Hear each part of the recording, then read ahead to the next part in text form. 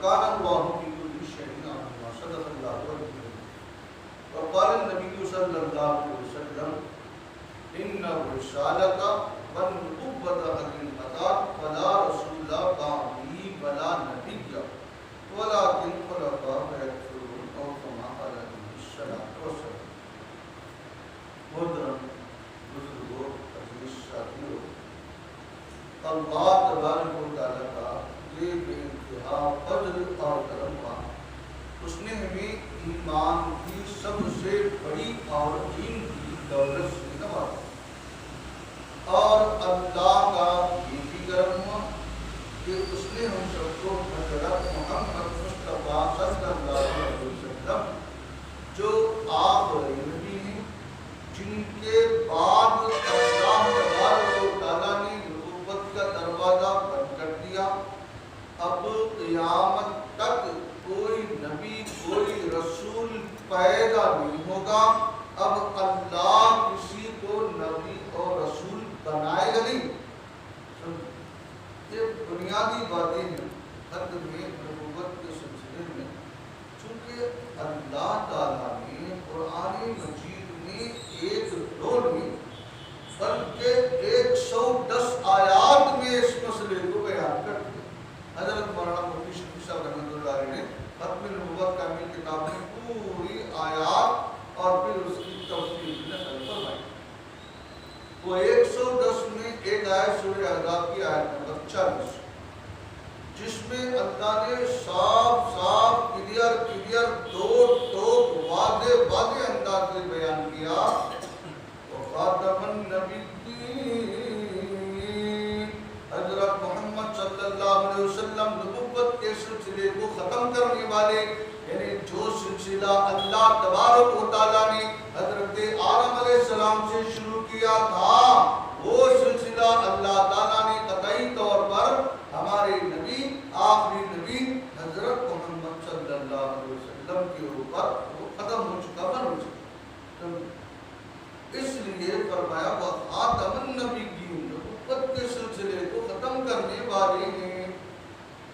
اب اس کی اور وضاحت، چونکہ مسئلہ بہت اہم ہے، سمجھے، اس لیے پیارے نبی صلی اللہ علیہ وسلم اپنی پیاری زبان، اپنی مبارک زبان کے ذریعے سے صحابہ کو وقتاً فوقتاً سمجھاتے رہے. مفتی شفیع صاحب رحمۃ اللہ علیہ احادیث ایک جگہ جمع 220 احادیث جمع، 110 آیات اور 200. کون سا مسئلہ؟ ختم نبوت. آخری نبی حضرت محمد صلی اللہ علیہ وسلم نے اس کے اوپر 110 آیات، 220 احادیث، پھر اس کے علاوہ صحابہ، تابعین، تابعین، ائمہ مجتہدین، سب کا اجماع اور اتفاق متفقہ غیر اسلامی نقل کیا. کیونکہ یہ بنیادی مسئلہ ہے اور اہم مسئلہ ہے. اب تفصیل میں گئے بغیر اب قرآن کی آیت کو آپ نے سن لی. اب ایک حدیث میں کیا فرمایا؟ اتنا کھول کر سمجھا رہے ہیں نبی صلی اللہ علیہ وسلم، چونکہ بہت اہم مسئلہ ہے، اچھا سمجھ میں آنا. اس لیے کہ ان رسالت والنبوۃ حقیقتان، بے شک یقیناً رسالت کا سلسلہ، نبوت کا سلسلہ ختم ہو چکا. اب تو یہاں پر آپ لوگ ایک سوال کا جواب آپ لوگ دینا. رسالت کا سلسلہ ختم ہو چکا، نبوت کا سلسلہ ختم ہو چکا، بولے تو آپ لوگوں کو سمجھ میں آ گیا کہ اب رسول کا دروازہ بند ہو گیا، آنے کا نبی کا بند ہو گیا. سمجھ میں آیا نہیں آیا؟ بولو، ارے بولو زبان سے. آ گیا نا؟ بالکل. رسالت کا سلسلہ ختم، نبوت کا ختم کے مطلب کہ دروازہ بند ہو چکا نبی کا، رسول کا، ہے نا. لیکن ہمارے نبی اور کھول کے سمجھا لو، لا رسول بعدی ولا نبی. کیا یہ جملہ؟ رسالت کا سلسلہ ختم، نبی کا سلسلہ ختم، تو بات سمجھ میں آ جا رہی. لیکن اہم مسئلہ ہے، ضروری مسئلہ ہے، ایمان کا مسئلہ ہے، عقیدے کا مسئلہ ہے، اچھی طرح سمجھنا ہے، یاد رکھنا ہے. اس لیے ہمارے نبی کھول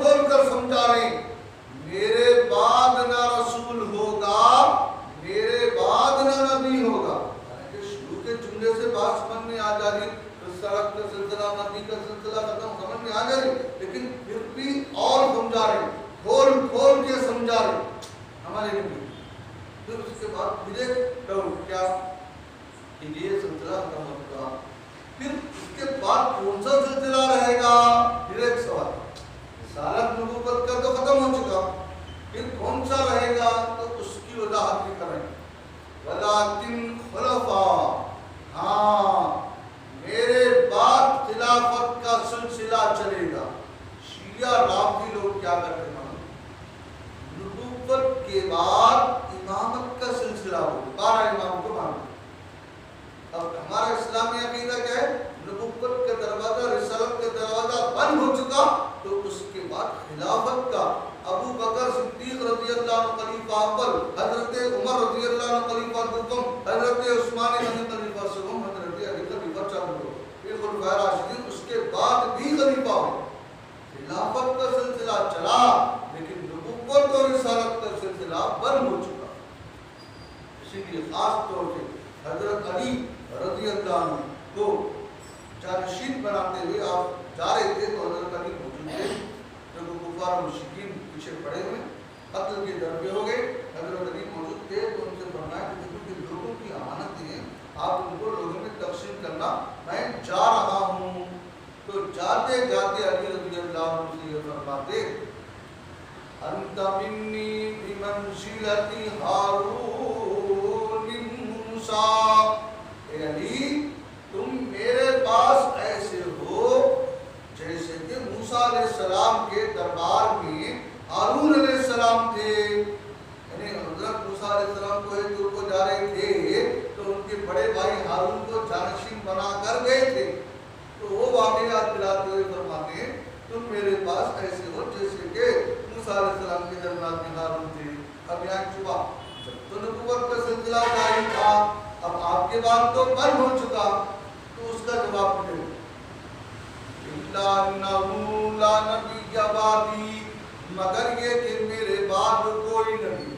اب یہاں اہم بات جو خاص طور سے ختم نبوت کی صحیح تعریف سمجھنے کا اور یاد رکھنے کا ہے, گھر جا کے خواتین کو بھی آپ لوگ بتا رہے ہیں. تو کیا آپ لوگ سنتے ہیں کیا آخری نبی آخری نبی آخری نبی حضرت محمد صلی اللہ علیہ وسلم میں سنتے رہتے سنتے رہتے سنتے رہتے سنتے رہتے. اب آخری نبی کا اصل مطلب کیا؟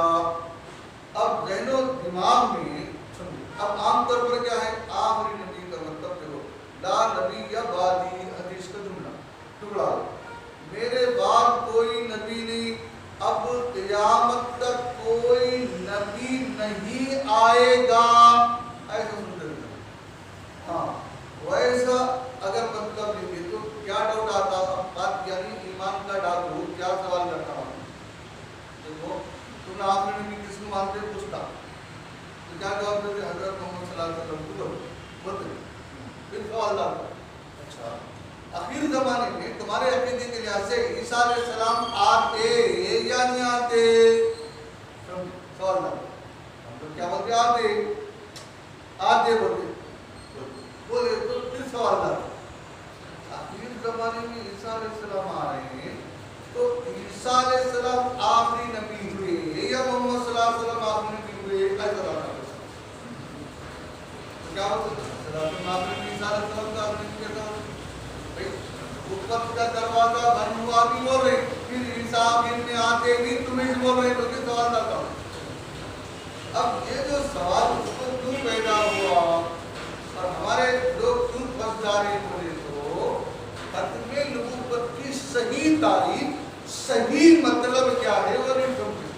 سٹی میں بھی دیہاتوں میں دیکھو اب بتا رہا ہوں اور سنو, ختم نبوت آخری نبی کا مطلب یہ حضرت محمد صلی اللہ علیہ وسلم کے بعد اب قیامت تک کوئی نبی پیدا نہیں ہوگا.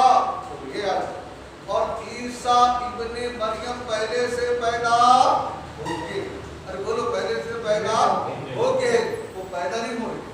اب جو تعریف سے ان سوال نہیں کر سکتا ہوں, ایک اور تعریف بتا رہا ہوں. ختم نبوت آخری نبی کا مطلب یہ ہے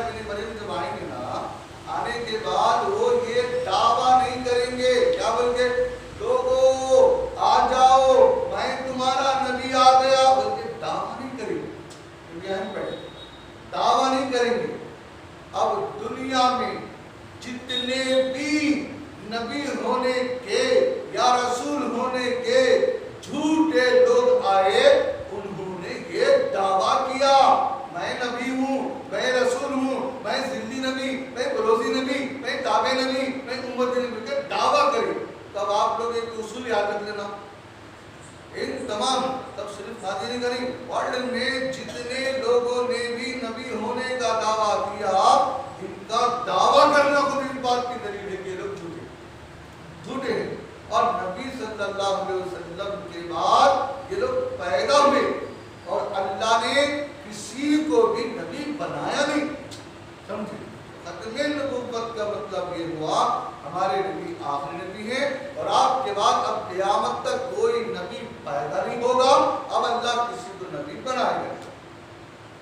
अब मुख्तसर बात हो रही है, इंशाअल्लाह कुछ ही देर के अंदर बात खत्म होगी।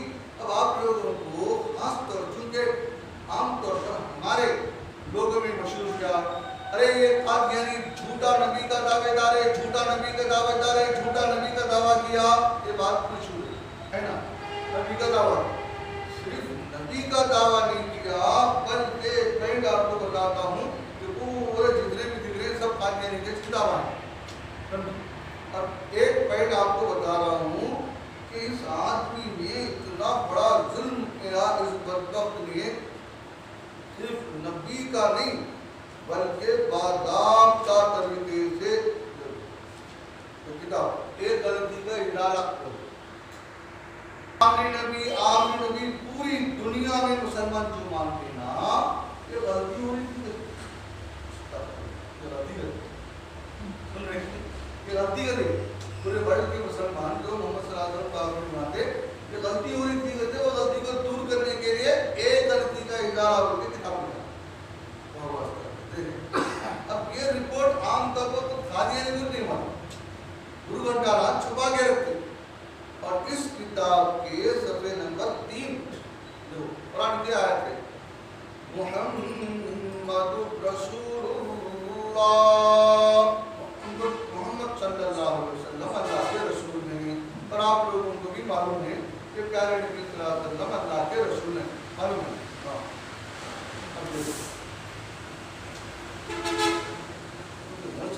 अरे बाप, क्या लिख रहा, इस मोहम्मद इस वही इलाही में मेरा नाम मोहम्मद रखा गया और रसूल भी उनकी किताब उन मिर्जा खानी ने लिखा, ये गलती का इजारा तमाम को क्या हम लोगों के खून को खुला देने वाली बात है। सिर्फ नबी का दावा नहीं किया, बल्कि कुरान मजीद में सूरे फतह में आयत नंबर 29 में जो मोहम्मद रसूलुल्लाह लिखा हुआ है ना, इस वही में यानी कुरान में क्या लिख रहा, इस वही इलाही में यानी कुरान में मेरा नाम मोहम्मद रखा गया और रसूल भी, यानी अपने आप को मोहम्मद कह रहा और रसूल होने का दावा कर रहा। तो कादियानियत क्या है, हज़रत मोहम्मद सल्लल्लाहु अलैहि वसल्लम की जो मुबारक ज़ात है, मुबारक हस्ती है, मुक़द्दस ज़ात है, उससे खुली बगावत का दूसरा नाम है कादियानियत। खुल्लम खुल्ला बगावत, नबी की इज्जत पर, नबी की आबरू पे खुल्लम खुल्ला हमला करते लिखा, भाई मोहम्मद बोल के बोला, समझे। और फिर तेलुगु में, क्योंकि आप लोग तेलुगु जानते हैं, तेलुगु का अट्टा, तेलुगु ज़ुबान आती, आप लोग देख लो इसमें क्या लिख रहा, कुरान ग्रंथमुलो मोहम्मद सल्लल्लाहु अलैहि वसल्लम द्वितीय अवतरण गुरुंची बिट्टू तेलुगु द्वितीय అంటే कुरान में लिखते हैं मोहम्मद सल्लल्लाहु अलैहि वसल्लम दोबारा आते कभी, अरे मोहम्मद सल्लल्लाहु अलैहि वसल्लम दोबारा नहीं बोलते, एक आदमी एक ही मरतबा पैदा होता ना, 2 जन्म पुनर्जन्म इस्लाम में नहीं रहता। और उस क्या लिख रहा, मोहम्मद सल्लल्लाहु अलैहि वसल्लम दोबारा आए बल्कि झूठ है, और वो झूठी बात कुरान में नहीं होता। इसको बोलते टप्पू प्रचार, इन मजहब नहीं फैला रहा, हमारे मजहब को, हमारे दीन को बिगाड़ के तब्दील करके पेश कर, और इंडिया कानून के लिहाज से ये मुजरिम है। देखा आपने, तो 2 बातें मैंने बता दी। तो इसलिए अब जाहिर बात है ये लोग स्लो पैदल से लोगों को धोखा देकर ला इलाहा इल्लल्लाह मुहम्मद रसूलुल्लाह, कभी अरे कलमा हमारा बताया ना, फिर कुरान बताया, अरे कुरान हमारी बताया ना, हम लोग भी आखिरी नबी मानते बल्कि झूठ बोलते, आखिरी नबी मानता तो फिर ये क्या है, محمد صلی اللہ علیہ وسلم کے بعد بھی نہ صرف تمہارا گرو رسول کا دعویٰ کیا بلکہ بھائیس محمد نے بھی دعویٰ کیا. اب آپ کلمے کا فرق بتا رہا ہوں. دیکھو کلمے اصل میں ہمارے علماء کرام نے قادیانی ایمان کے ڈاکوں سے پوچھا تمہارا جھوٹا پیغمبر الگ ہے تو ہمارے سچے نبی کا کلمہ پڑھ کے پبلک کو دھوکہ کیوں دے رہے تم لوگ؟ تمہارے روح کے لحاظ سے تمہارا نبی بدل گیا تو کلمے کے الفاظ یوں ہونا چاہیے تھا لا الہ الا اللہ مرزا غلام احمد قادیانی رسول اللہ پڑھنا چاہیے تھا، لیکن ایسا نہیں پڑھ رہی. محمد رسول اللہ پڑھ کے پبلک کو دھوکہ دے رہے. کیوں کر رہے ہیں ایسا؟ مجھے سوال ہے.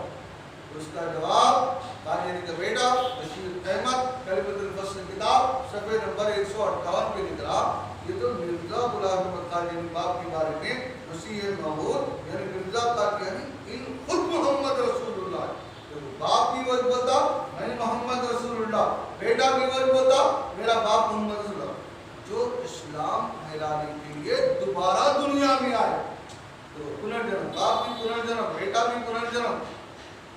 ہاں اگر محمد رسول اللہ کی جگہ کوئی اور آتا یعنی محمد رسول اللہ ہی دوبارہ مرزا قادیانی کی شکل میں آئے بتانا چاہ رہا، اس لیے کلمے میں الفاظ نہیں بدلے.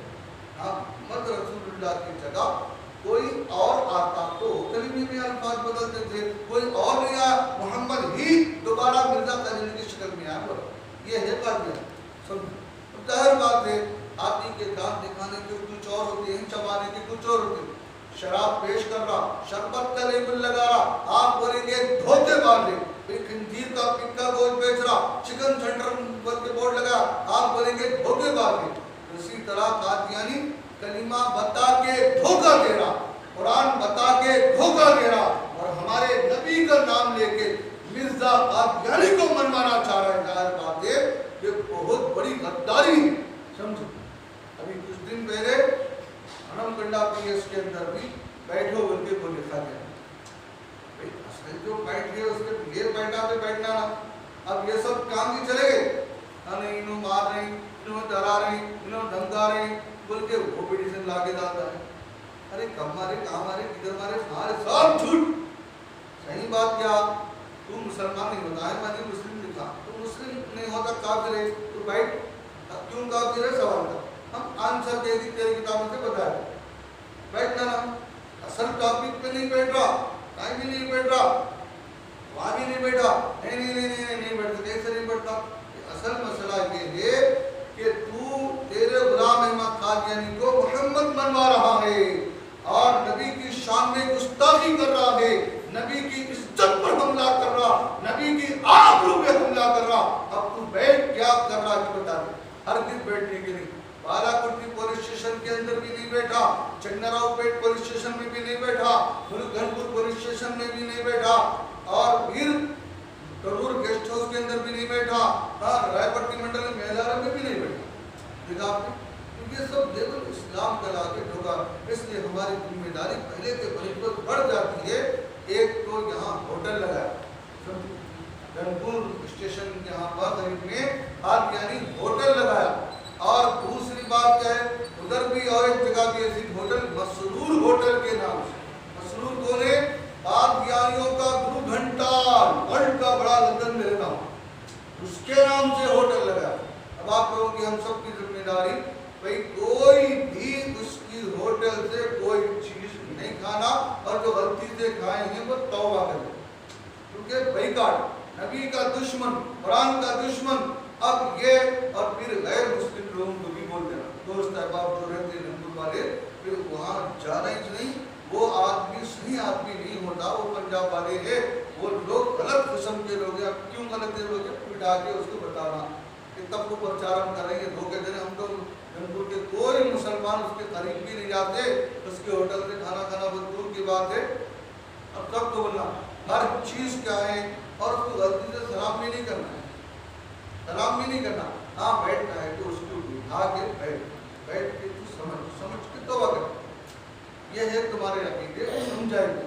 نہیں میں نہیں بیٹھتا، میں نہیں سنتا، اس کو پوری طریقے سے بیکار کر کے کوئی بھی اس کے ہوٹل سے کھانا کھانا حرام ہے، اس کے پانی پینا بھی حرام، اس کی چھاؤں پڑنا بھی حرام۔ آگے کیوں؟ نبی کا دشمن، نبی کے دشمن ہے، تو نبی کے دشمنوں سے بچنا بھی ہے اور دوسروں کو بچانا بھی ضروری ہے۔ اور پھر آزو بازو میں جیسے جی تمبڑ پہ نہیں ہے، 10 مکان تباہ کر گیا ہے، بقیہ ادھر ہی ہے، کوشش کرنا ہے۔ بالا کوٹھی کے اندر اور کچھ مکان باقی ہے، سمجھے؟ ایک کمبڑ پلی میں تھے، پورے کے پورے تباہ کر گیا، الحمدللہ سب کا سب صفایا وہاں پر ہو چکا۔ اٹاوڑے میں بھی تھے، اس سے پہلے وہاں بھی پورا صفا ہوگا۔ اب آخری اور ایک بات یہ تو کفر کا قادیانی کا مسئلہ، اس سے بھی بچنا ہے۔ دوسری بات کیا، رنگپور کے اطراف اطراف دیہاتوں کے اندر، گاؤں کے اندر بعض جگہ ہمارے مسلمان بھائی پوجا پاٹ کا شکار، پوجا پاٹ کا شکار ہے۔ تو آپ لوگ خود دھنپور میں بھی ہے، آپ لوگوں سے گزارش ہے بات تو ہم ہی کریں گے، آپ لوگ ساتھ دینا، انشاءاللہ دیں گے، بولو انشاءاللہ ساتھ دینا۔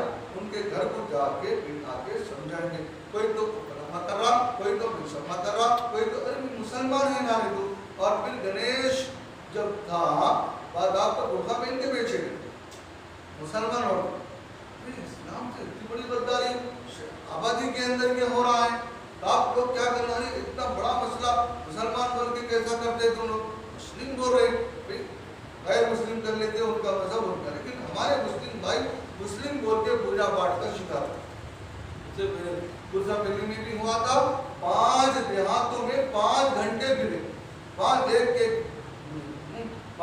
کھیت میں 5 گھنٹے لگے، اللہ کے فضل سے 5 مان لیے اور کھیت کے اندر سے صاف کر دیا۔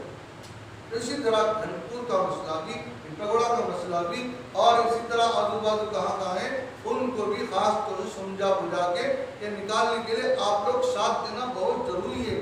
چونکہ نبی اکرم صلی اللہ علیہ وسلم نے فرمایا بھلائی کا حکم دو، برائی سے روکو، اور آگے فرمایا ظالم کو ظلم سے روک دو، سب سے بڑا ظالم کفر کرنے والا، سب سے بڑا ظالم شرک کرنے والا، اس سے بڑا ظالم کوئی نہیں۔ تو ظالم کو ظلم سے روک دو اور حق بات کی طرف کھینچ کے لاؤ۔ بولے مثال میں اگر کفر کرتے کرتے قادیانی مر گیا تو ہمیشہ دوزخ کی، اور یہ شرک کرتے کرتے ہمارے بھائی چلے گئے تو ہمیشہ دوزخ کی۔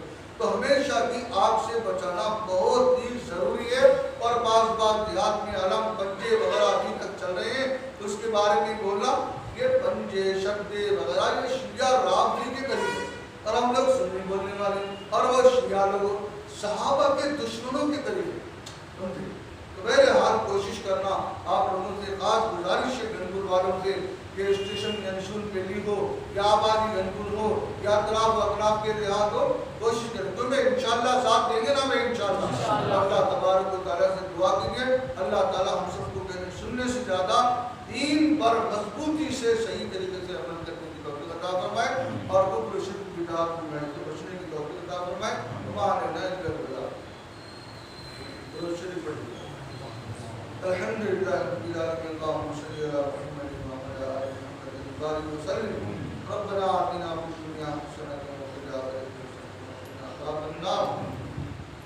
اے اللہ ہمارے گناہوں کو معاف فرما، اے اللہ ہمارے خطاؤں کو درگزر فرما، اے اللہ عاشقین کے شر سے بچا دے، ظالموں کے ظلم سے بچا دے، شر پسندوں کے شر سے بچا دے، اے اللہ کسی پیچھے سے فرما، اے اللہ رحم کا کرم کا عافیت کا فضل کا معاملہ فرما، اے اللہ قبر کے قیامت کے دوزخ کے خطرناک عذابوں سے بچا لے، اے اللہ ہم سب کو سچے پکے مسلمان بنا دے، اے اللہ پیارے نبی صلی اللہ علیہ وسلم کی پیاری پیاری سنتوں سے پر عمل کرنے والا بنا دے، اے اللہ ختم نبوت کے مسئلے کو گھروں و عام کرنے کی توفیق عطا فرما، اے اللہ جو مانگا ہے وہ بھی عطا فرما، اے اللہ جو مانگنے سے رہ کر کے عطا فرما، اے اللہ جن لوگوں نے دعا کے درخواست کیے ان سب کی جائز ضرورتوں کو بھی فرما دے۔ اللہم صلی علی محمد وعلی آل محمد وسلم۔ ربنا تقبل منا انک انت السمیع العلیم وتب علینا